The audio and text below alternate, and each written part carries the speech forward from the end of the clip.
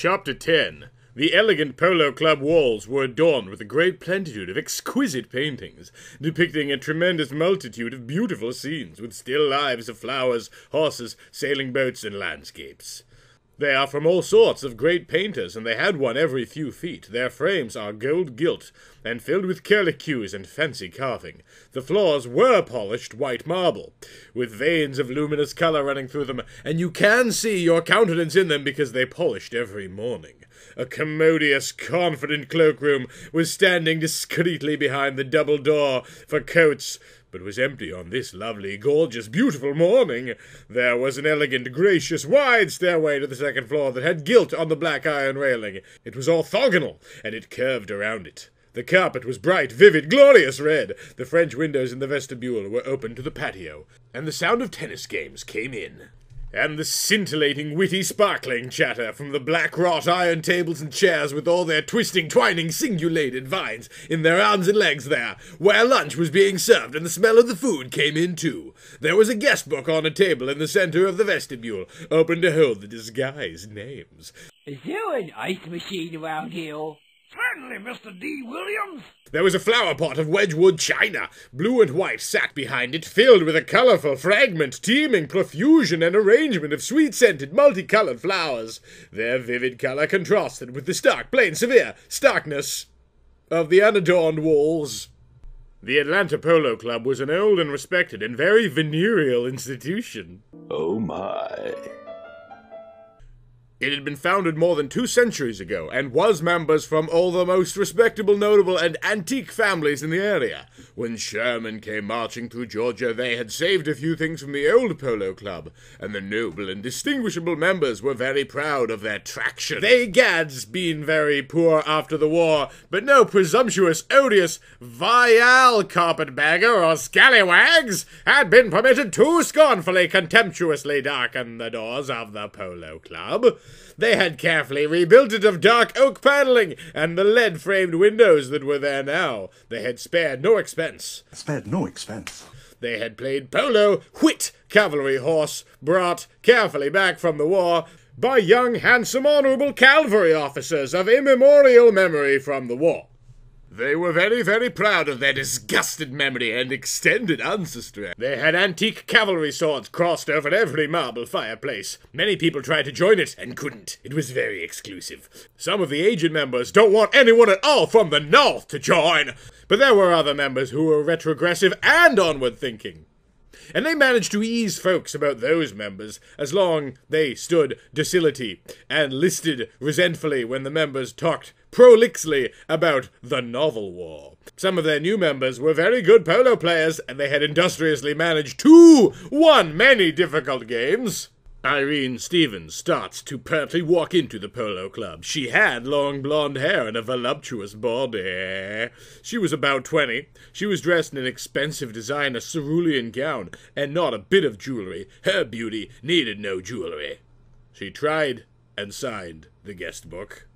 She had come there from her hotel, where she had checked out that morning. She had driven here down the tortuous roads, by all the Civil War monuments, and past the pastures where they get the polo horses. They were all thoroughbreds and very beautiful. There had been flowers all along the way, roses and tulips and asters and crocuses and lilies and magnolias. Get on with it. She'd managed to park her vehicle in the newest parking lot, but she had been compelled to park it where the ferocious sunlight would infernally heat it up while she was leisurely enjoying the Polo Club. The soaring oak trees and maple trees had gloomily, dismally shaded the parking lot. Elegantly she walked up the stairs. The gown swished mysteriously about her legs. The sparkling mirror in the stairway considerately let her prudentially endeavor to carefully check her hair and jewelry. The artificial incandescent light did not become her. It unflatteringly made her verdant dress and gold necklace look ghastly unbecoming, but nothing could in its worst efforts make her look less than marvelously stunning, could really detract from her gorgeous beauty and loveliness, as she hurriedly took arctic comfort and consolation in that. She urgently meandered down the marmoreal hallway to the opulent, exotic, expansive bar. It was very, very crowded and odorously noisy. All the men instantly stopped and ardently looked at her. She wearisomely sighs. She was getting very tired of the way all the men instantly stopped and ardently looked at her voluptuous body and long blonde hair and her vermilion dress. Make a pink. And her gold watch with all the diamonds, especially when they were such tiresome, stuffy old businessmen, and none of them could adequately, competently, sufficiently play tennis, let alone anything more private. And all the women cantily looked at her with sniffy expressions when they were foolish wearing too much makeup and revolting unsightly jewelry. She can be already heard. The snide gossip began too, perambulated its gossipy peregrinations about the ostentatiously crowded bar. Swiftly she sveltly walks up to the bar and smoothly orders a Bloody Mary. The bartender sagaciously nods. He competently takes a crystal glass. He swiftly sets the cold ice and puts it in the empty glass. Consequently, he gets the imported foreign vodka and put it in the glass with the red opaque tomato juice. He sticks a fair wedge of easy lemon on the edge of it and promptly gives her it. She comfortably sat back in her opulent, luxurious chair, and leisurely sighed. This was the right thing after a long, wearisome, odious burdens and troubles of an appalling day like that. She toyed with her pearls. The comfortable chair was brown leather and very nice. She liked it. And here she was, in the bar. Alone. It was nice. No one would talk here. She carefully tried and soothed out the skirt of her sallow dress. She fortuitously remembered Henry Archer. She managed to shivered in memory. No wonder no one was looking attentive anymore next to him. She sips her martini. That was when Stephen Suffern saw her. Stephen was a well-built and well-hung young masseuse at the Polo Club. He has an eye For the ladies. but bats for both teams. His eyes narrowed when he saw her. Irene Stevens. Here? Alone. There was no one around. No one would come to the Polo Club on such a dreary wet day. Especially so entirely early in the morning. Thunder cracked thunderously overhead. There was a loud, voluminous drumming and thumping of precipitous and abundant rain. He walked toward her, slowly, took each step in leisure, contemplating Irina with gimlet eyes, taking in that voracious figure, and the elongated blonde hair, the carroty dress, the ruby band. He wanted to linger, to savor the moment, to pounce at once. She leisurely drank from her gin and tonic again. Irina, He pontificates. you are the daughter of Isaac Stevens. I will reveal your dark secret to your father unless you allow me to have my way with you. No, exclaimed she, horror-struck. Yes. Grated he, harshly. You will not, expostulated she. I will reveal your dark secret. Exclaimed he. I will not allow you to have you way with me, she avowed. You will. He averted. No, you won't reveal my dark secret, threatened she numbly.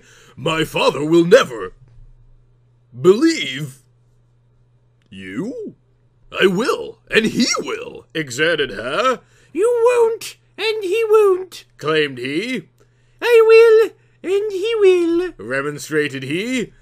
You won't, explained she in an explanatory tone of voice. My father will be very, very furious with you. He will certainly blame you. I will, and he won't. Demonstrated he, contemptuously. You won't, and he will, proclaimed her, definitely. I will, and he won't. Declared he, defiantly. No, this isn't an argument.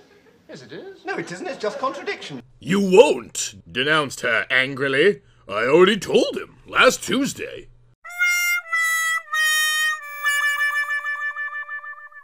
It was as if a copious galleon of wintry water had been surreptitiously poured over his handsome head. He sat stonily, and goggled explicitly, and gaped impassively, as if he were a fish precipitously extracted from its appropriately aqueous environment. He boisterously, wordlessly, softly sputtered like a boiling tea kettle. He stolidly sat like an ancient, moss-overgrown statue from the radiantly fragrant gardens that the noble city was plenteously, bountifully endowed with. She contentiously got up and stylishly walked away, her amethystine dress swirling about her ankles, fondly remembering his exquisite, superb physique and form of his well-proportionate, muscled body. She dazedly walked down the polished wood of the stairway, and out of the polo club, and up the hill, and under the oaks, and over to her vehicle. Georgia on my mind.